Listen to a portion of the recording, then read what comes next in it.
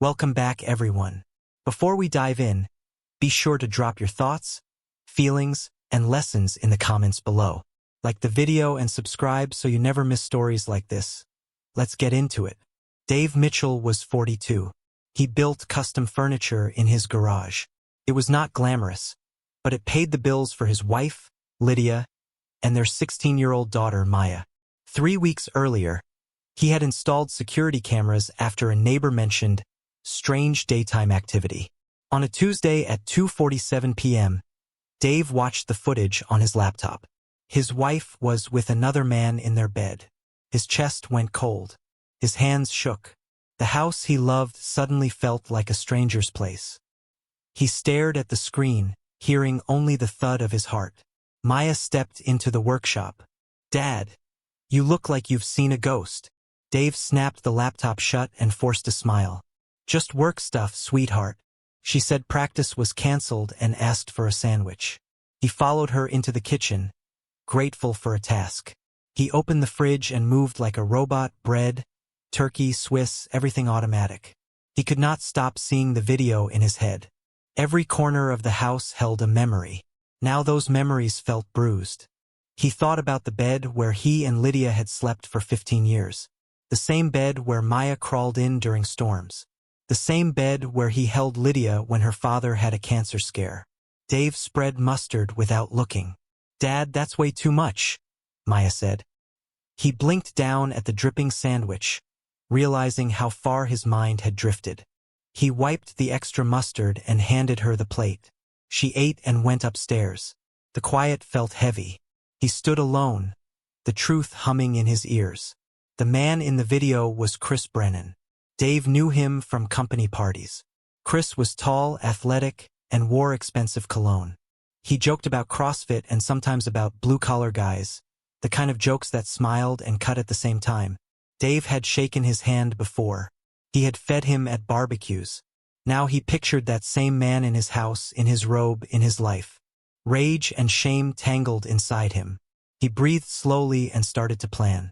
Dave called his best friend, Eddie, who owned Murphy's Tavern. "Can you cover for me if anyone asks? Say I was at the bar tonight from 6 to close." Eddie hesitated. "Dave, what are you doing?" Dave said he had video proof of Lydia cheating. "I'm not going to hurt anyone," he said, "but I'm going to make sure the truth is known." Eddie sighed. "I've got your back. Just don't do anything stupid." Dave thanked him, though his stomach still twisted. He called Lydia's parents, Judith and Alan Hartwell. They were strict, church-going, proper people who lived in a proud old Victorian on Maple Street. "Can I come over tonight?" Dave asked. "It's important." Alan's voice tightened. "Of course. Is everything all right?" Dave told him Judith should sit down for the talk. He drove there at 7:30 with his laptop. Judith opened the door, polite and perfect as ever. "Coffee?" she offered. "No, thank you," he said, his jaw tense. "Please sit." In their formal living room, Dave put the laptop on the coffee table. "I installed cameras because I feared a break-in," he said. "This is what I found today at 2:47 p.m. He pressed play. Judith gasped, hands to her mouth. Alan's face went from white to red. "Turn it off," Judith whispered. Dave closed the laptop. "There is more," he said softly. "Different days." Alan stood, fists curled. "That's our daughter." Dave nodded. "I'm sorry. I needed you to see this before I act." "What are you planning?" Judith asked, eyes wet. "To tell the truth," Dave said. "Her friends, co-workers, the church, everyone." Alan's jaw set. "She has made her bed." The phrase cut, given the context. Dave left their house and went home to think. Morning came with a plan. He called his assistant, Ree, and said he needed days off for a family emergency. He then called Lydia at work and pretended cheer. "Last-minute job in Chicago," he said. "Big money. Gone until Friday." Lydia sounded excited, trying to hide it. "That's great, Dave. The extra money will help." He told her to kiss Maya for him. He hung up and called Mrs. Feldman, the 70-year-old neighbor who noticed everything. "I'm out of town," he lied. "Could you watch the house?" She promised she would. Dave spent the afternoon at Eddie's bar, nursing one beer. At 4 o'clock, Lydia texted, "Chris is coming over to discuss the Henderson project. Don't wait up." The cover story felt like a slap. At 6, Dave parked 3 blocks away. He moved through the trees to the old oak behind the house, the same tree where Maya's tire swing hung and where he and Lydia had carved initials years ago. At 7:15, Chris's silver BMW pulled into the driveway, flowers and wine in hand. Dave called the house. Lydia answered. He said he had reached Chicago safely. She lied about finishing work with Chris. He told her he loved her. She said it back fast. He watched them climb the stairs and waited. Dave slipped in with his key. The sounds upstairs made his stomach heave. He opened the hall closet and took the old Louisville Slugger he had kept since high school. Lydia always complained about it. He called Alan. "She's here with him," he said. "Come now." Dave waited on the porch. 10 minutes later, the Hartwells arrived. Judith's fingers gripped her purse. Alan's face was iron.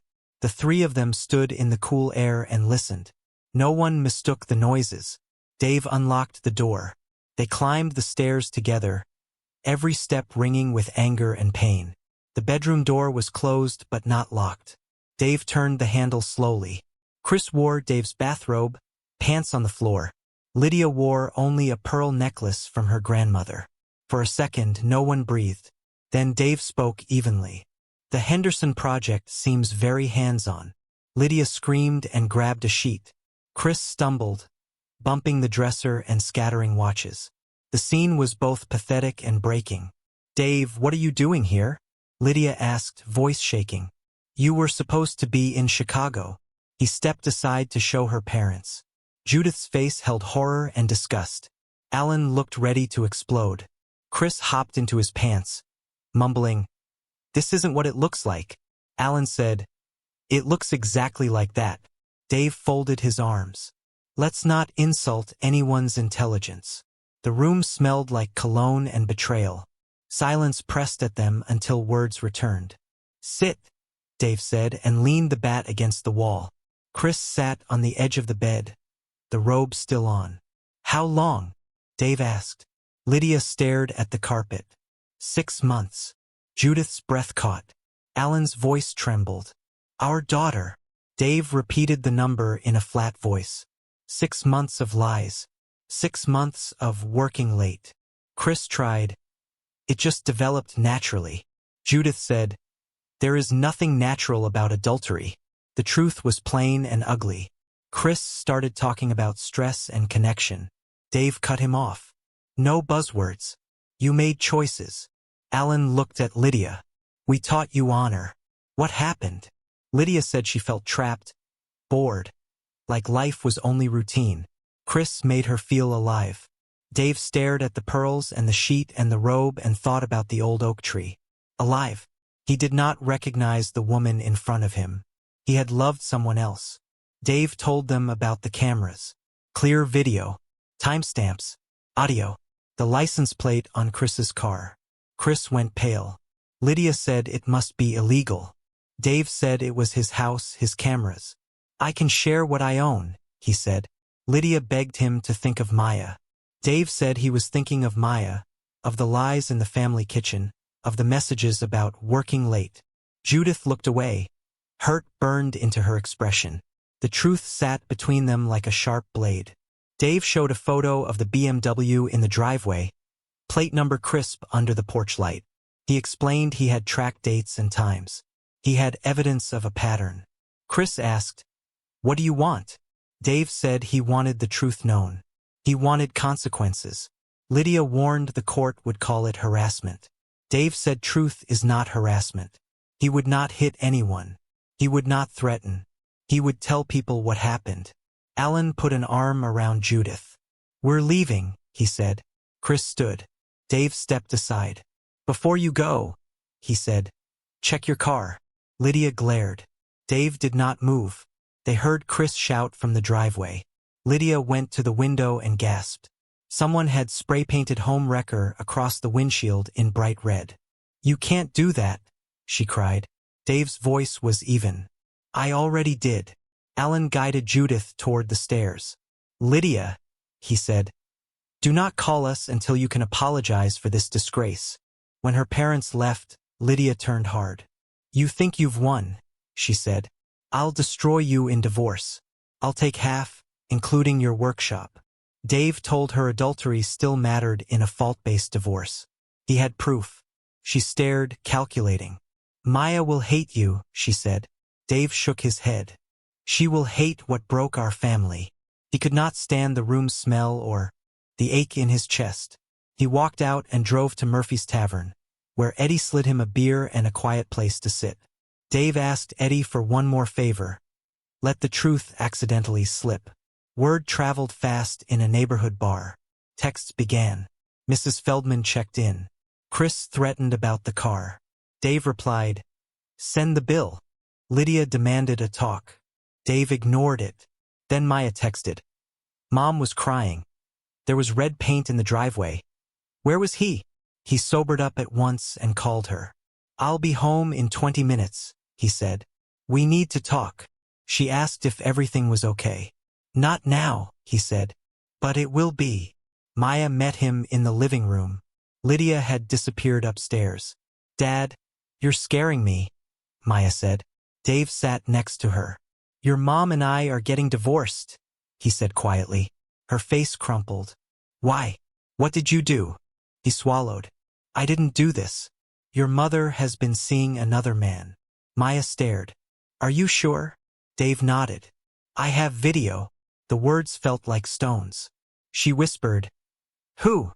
He said. "Chris Brennan. The one with the fancy car." Maya's eyes hardened. "I hate her," she said. Dave shook his head.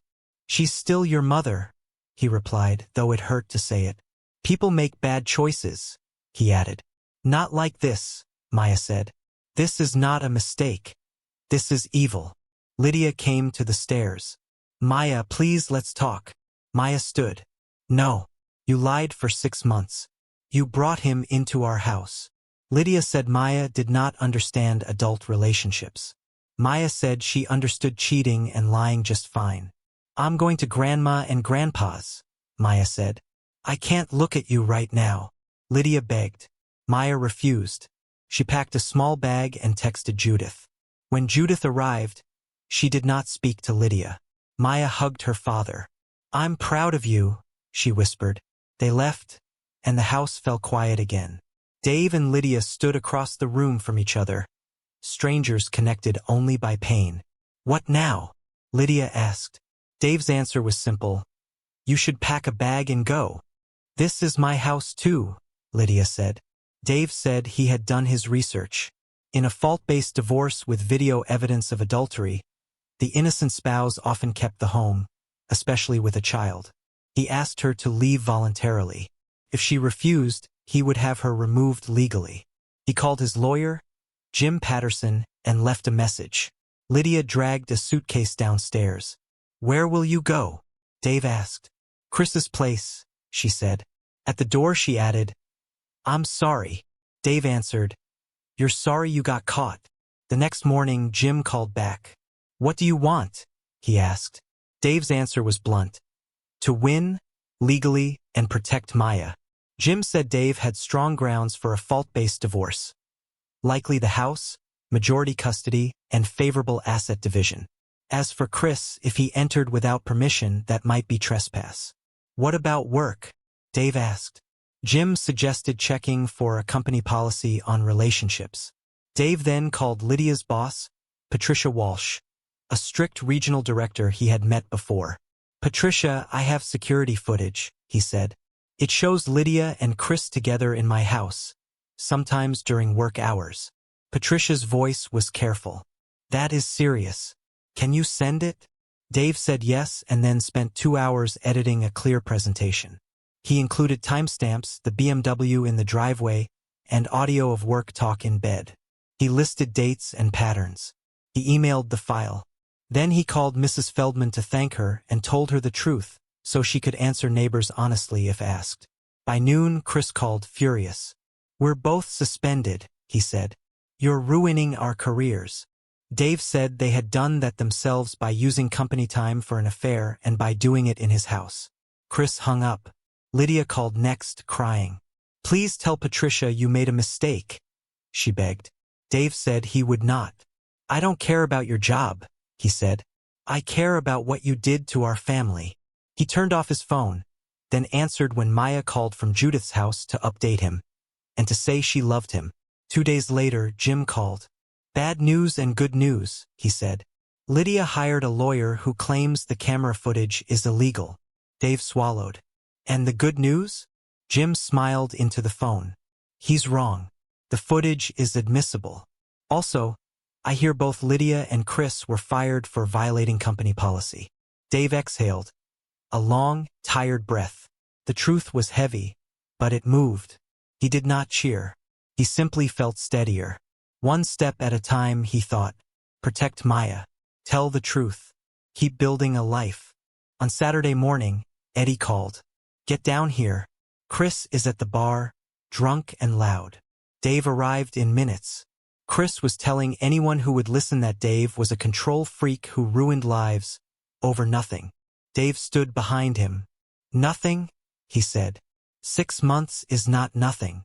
Chris turned, unsteady. He taunted Dave about being boring. Dave grabbed his shirt and slammed him against the bar, then let go. "You're 34 and peaked in high school. Stop blaming me for your choices," Dave said. Chris swung and missed. Eddie called a cab. Dave stepped into the cool night and felt lighter. The next day, he and Maya ordered pizza and watched movies. She soon moved back home. 6 months later, the divorce was final. Dave kept the house, the workshop, and had majority custody. Lydia received a small settlement and weekend visits. She moved out of state. Chris moved in with his parents.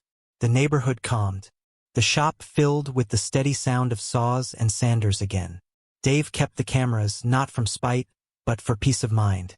He was not bitter. He was rebuilding.